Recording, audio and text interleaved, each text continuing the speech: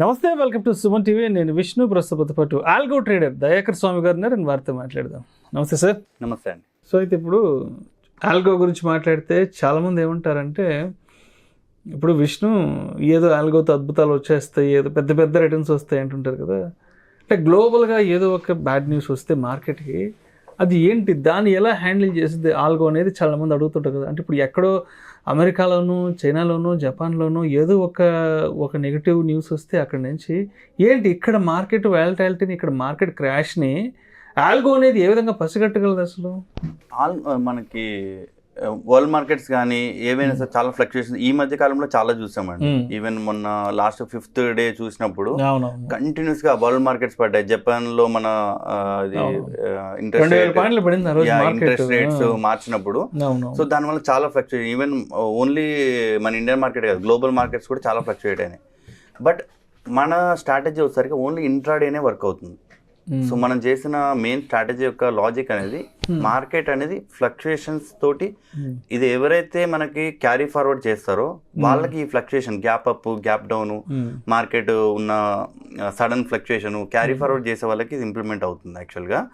దాంతోపాటు market volatility అనేది మన స్ట్రాటజీ 100% ఆఫ్టర్ ఓపెనింగ్ తర్వాత మనం హ్యాండిల్ చేయగలుగుతుంది. But gap up, gap down సినారియోని చాలా వరకు లాస్ అయ్యేది కూడా దాంట్లోనే. ఎవరైతే ఆప్షన్ ట్రేడర్స్ ఉంటారో సో వాళ్ళకి ఏంటంటే నెక్స్ట్ డే కనుక గ్యాప్ అప్ కనుక ఓపెన్ అయితే వాళ్ళ ఆల్మోస్ట్ క్యాపిటల్ మొత్తం కూడా జీరో అయిపోతుంది. బట్ మనం ఇంట్రాడేలో ఎంటర్ అవుతాం కాబట్టి మార్కెట్ ఓపెన్ అయిన తర్వాత కండిషన్స్ అన్ని చూసి ఏదైతే కండిషన్స్ మనకు సెట్ అవుతాయో ఆ కండిషన్స్ లో మాత్రమే, ఆ వోల్టాలిటీ తగ్గే మూమెంట్ లో మాత్రమే మన స్ట్రాటజీ అనేది ఎంటర్ అవుతుంది. సో దానికి పర్టికులర్ గా కొన్ని ప్రీ డిఫైన్డ్ కండిషన్స్ అనేది ఇవ్వడం జరుగుతుంది. విక్స్ అంటారు, ఇండియా విక్స్ ఉంటుంది. ఇండియా విక్స్ మనకి వోల్టాలిటీని మనకి ఇండికేట్ చేస్తుంది. సో ఇండియా విక్స్ ప్రకారం మనం ఇండికేషన్ చూపిస్తూ పర్టికులర్ ఇండికేషన్ లో ఇండియా విక్స్ ఏ పాయింట్ లో ఉంటుందో దాన్ని బట్టి మన స్ట్రాటజీ అనేది రియాక్ట్ అవుతుంది అనమాట. సో ఎప్పుడైతే మార్కెట్ వోల్టాలిటీ ఉండి ఆ వోల్టాలిటీ తగ్గే టైంలో మన స్ట్రాటజీ అనేది ఎంటర్ అవ్వడం జరుగుతుంది. సో దానికి పర్టికులర్ కండిషన్స్ ఇవ్వడం జరుగుతుంది. టెక్నికల్ ఇండికేటర్స్ కానీ లేదంటే మనకి ఆ వోల్టాలిటీ ఇండికేటర్స్ కానీ వాటిని యూజ్ చేసి మనం ఆల్గో అనేది రెడీ చేయడం జరిగింది అనమాట. సో ఎనీ సిచ్యువేషన్ హ్యాండిల్ చేయగలుగుతుంది. ఒకసారి ట్రేడ్లోకి ఎంటర్ అయిన తర్వాత ఎంటర్ అవడం వరకు మాత్రం మన మెయిన్ ఇది ఉంటుంది, ఆల్గో వర్క్ ఉంటుంది. ఎంటర్ అయిన తర్వాత మార్కెట్ కండిషన్స్ ఎలా అయితే ఉంటాయో దాని ప్రకారం మనం ఆల్గో అనేది పొజిషన్స్ మాడిఫై చేస్తూ మనం ఫాలో చేస్తాం. స్టిల్ మనకి ఎగెనిస్ట్ గానే మార్కెట్ మూవ్ అవుతుంది అన్నప్పుడు మనం 1% స్టాప్ లాస్ తోటి మనం ఎగ్జిట్ అవ్వడం జరుగుతుంది. సో మనకి సక్సెస్ రేట్ వచ్చేసరికి మార్కెట్లో చాబీగా ఉన్నా లేదంటే మినిమం మూవ్మెంట్ అప్ సైడ్ ఉన్నా, మినిమం మూవ్మెంట్ డౌన్ సైడ్ ఉన్నా కూడా మన స్ట్రాటజీ యాక్యురసీ అనేది ఎక్కడికి వెళ్ళదండి. ఎప్పుడైతే వన్ సైడ్ మార్కెట్ కనుక ట్రెండింగ్ ఉండి అది కూడా కొంత పర్సెంటేజ్ ఆఫ్ రిటర్న్స్ వరకు వెళ్ళి మళ్ళీ రివర్స్ అయినా కూడా మనకి అడ్వాంటేజ్ ఉంటుంది. బట్ వన్ సైడ్ ట్రెండింగ్ ఉన్నప్పుడు మాత్రం మన ఆల్గోకి వచ్చేసరికి కొద్దిగా అడ్వాంటేజ్ ఉండదు. సో అయితే ఇప్పుడు ఆల్గోకి సంబంధించి సెబీ వైపు నుంచి ఎటువంటి నామ్స్ ఉన్నాయి, ఎటువంటి రూల్స్ అండ్ రెస్ట్రిక్షన్స్ ఉన్నాయి ఆల్గోని వాడాలి అంటే? ఎందుకంటే ఎప్పటికప్పుడు కూడా ఇన్వెస్టర్స్ యొక్క ప్రయోజనాలు కాపాడడానికి సెబీ అనేది ఏ రోజుకి ఆ రోజు కొన్ని కొత్త ఫ్రేమ్వర్క్స్ అంతా కూడా తెర మీదకి తీసుకొస్తుంది. కాబట్టి ఆల్గోకి సంబంధించి సెబీ వైపు నుంచి ఎటువంటి ఆంక్షలు ఉన్నాయంటారు అసలు? ఆల్గో వైజ్ నుంచి అయితే సెబీ రిస్ట్రిక్షన్స్ అయితే లేవండి. కాకపోతే ఆల్గో యూస్ చేసే ప్లాట్ఫామ్స్, ఏ ప్లాట్ఫామ్స్ అయితే ఆల్గోలు మనం ఇంటిగ్రేట్ చేసుకుంటున్నామో ఆ ప్లాట్ఫామ్స్ కి సంబంధించి పర్మిషన్స్ అయితే కంపల్సరీగా ఉండాలి. సో ఆ పర్మిషన్స్ అన్ని కూడా మనం యూస్ చేసే ఆల్గో ప్లాట్ఫామ్ లో అన్ని పర్మిషన్స్ ఉన్నాయి. సో దాంతోపాటు ఆల్గో అనేది ప్రాపర్గా డెవలప్ అయి ఉండాలి. ఇప్పుడప్పుడు డెవలప్ అవుతున్న ఆల్గో సాఫ్ట్వేర్స్ కనుక మనం యూజ్ చేసినట్టయితే వాటిలో ఉండే గ్లిచెస్ వలన, వాటిలో ఉండే ప్రాపర్ డెవలప్మెంట్ కండిషన్స్ లేకపోవడం వలన మన ఆల్గోని కూడా, మన థాట్ని కూడా దాంట్లో ప్రాపర్గా ఇంప్లిమెంట్ చేయలేము. సో అలాంటప్పుడు మన యాక్యురసీ కూడా పోతుంది. సో దాంతోపాటు అది స్ట్రక్ అయిపోవడము, తర్వాత ప్రాపర్గా ఎగ్జిక్యూషన్ రాకపోవడము, డిమాట్ అకౌంట్లో అది సేమ్ ఇంటిగ్రేషన్ ప్రాపర్గా ఉండకపోవడం, ఇలాంటి అన్ని ఇష్యూస్ ఉంటాయి. బట్ మనం యూజ్ చేసే ప్లాట్ఫామ్ ఏదైతే ఉందో ఆ ప్లాట్ఫామ్ పర్ఫెక్ట్గా మనం చూస్ చేసుకోగలిగితే ఆల్గో అనేది ఇష్యూ ఏం లేదండి. అంటే ఇప్పుడు ఆల్గోని వాడే వాళ్ళు ఎవరైతే ఉన్నారో అంటే వీళ్ళు అంటే ఎక్కువగా ఎక్కడ ఫెయిల్యూర్ అవుతున్నారో దాన్ని ఉపయోగించుకోవడం అసలు? ఆల్గో ఎంత మంచి ఆల్గో ఇచ్చినా కూడా మనకి మళ్ళీ ఎమోషన్స్ అనేది క్యారీ అవుతాయండి.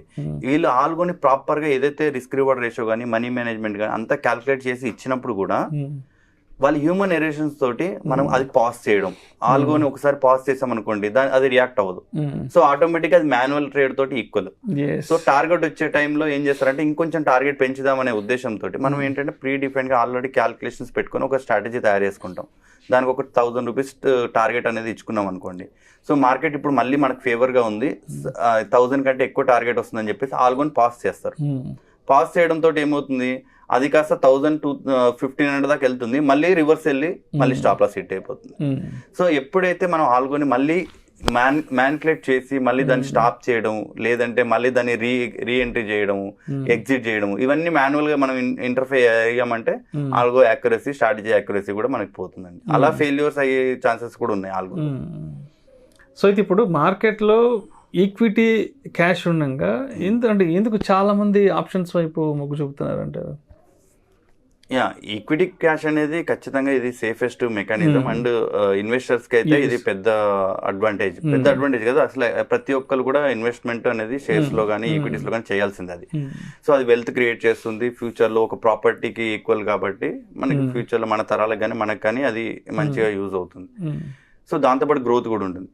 బట్ ఇక్కడ ఆప్షన్స్కి వచ్చేసరికి కొంచెం ఫాస్ట్గా మనం మనీ ఎర్న్ చేయగలుగుతాం. దాంట్లో వచ్చేసరికి ఒక కంపెనీ పర్ఫార్మెన్స్ మీకు ఎప్పుడైతే ఇంక్రీజ్ అవుతుందో అప్పుడే మనం ప్రాఫిట్స్ తీసుకోగలుగుతాం. దీంట్లో వచ్చేసరికి డైలీ వోలటాలిటీ ఉంటుంది కాబట్టి ఈ వోలటాలిటీని అండ్ ఈ మూమెంట్ని యూజ్ చేసుకొని మనం ఆప్షన్స్లో ప్రాపర్గా కనుక డెసిషన్ తీసుకోగలిగితే డే వైజ్లో కూడా మనం మంచి రిటర్న్స్ తీసుకోగలుగుతాం. అది మంత్లీ వచ్చేసరికి మనకి, ఇయర్లీ వచ్చేసరికి మనకి ఆల్మోస్ట్ 10 to 15% కనుక మనం ఈక్విటీస్ లో ఎర్న్ చేయగలిగితే ఆప్షన్స్ లో వచ్చేసరికి అదే 1 to 5% వరకు మనకు ఆప్షన్స్ లో మంత్లీ ఎర్న్ చేయగలుగుతాం.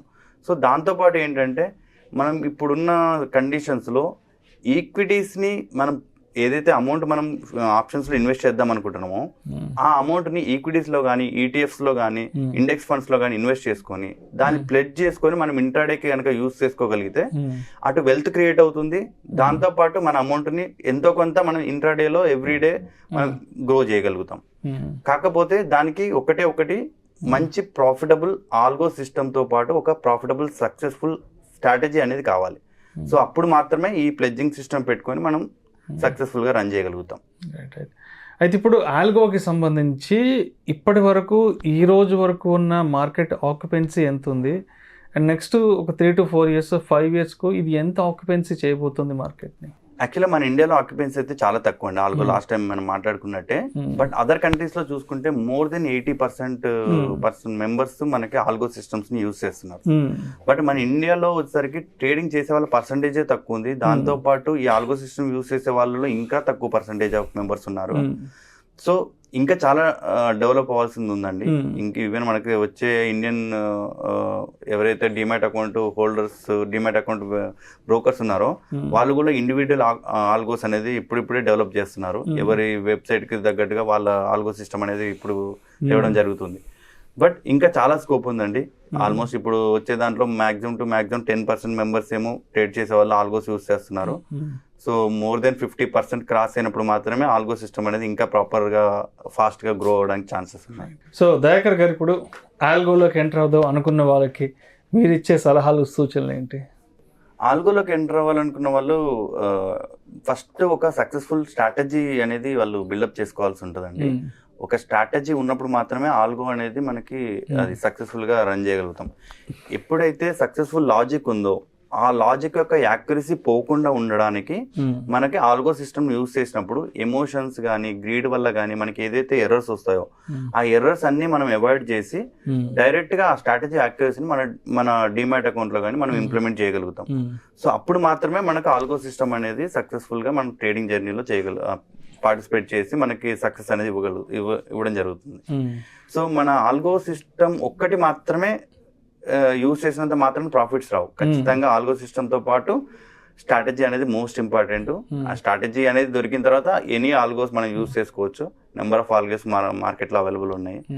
సో అదే కాకుండా మాన్యువల్ తో ట్రేడ్ చేయడం అనేది ఇప్పుడున్న కండిషన్స్ లో ఏ జనరేషన్ లో చాలా కష్టం అండి. సో వాటితో పోటీపడి మాన్యువల్ లో చేయాలి, మల్టిపుల్ పారామీటర్స్ మనం మాన్యువల్ గా చూసి మన కండిషన్స్ చూసి మనం పొజిషన్స్ తీసుకోవాలి అని అంటే మాత్రం అది అసాధ్యమని చెప్తాను. అదే సేమ్ టు సేమ్ మనం ఆల్గో సిస్టమ్ యూస్ చేసినప్పుడు ఎన్ని పారామీటర్స్ అయినా ఫ్రాక్షన్ ఆఫ్ సెకండ్స్ లో మనం స్కాన్ చేసి మన ట్రేడ్ అనేది ఇంప్లిమెంట్ చేయొచ్చు. సో ఫ్యూచర్ మొత్తం కూడా ఆల్గో ట్రేడింగ్ అనే చెప్తాను నేను. Right, thank you so much Dayakar Swamy గారు. థ్యాంక్ యూ అండి. ఆల్గో ట్రేడింగ్కి సంబంధించిన కంప్లీట్ డీటెయిల్స్ మన ప్రేక్షకులకు తెలియజేశారు. Thank you so much sir. Thank you.